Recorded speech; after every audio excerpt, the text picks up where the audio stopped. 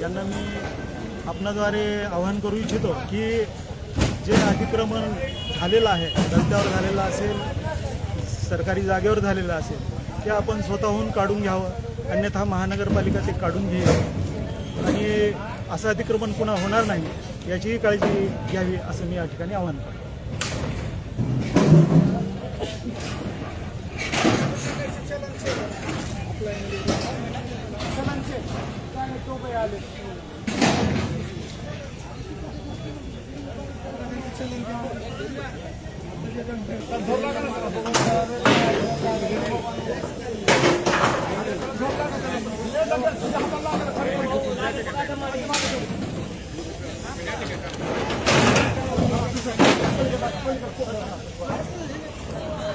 माझ्याकडे करावं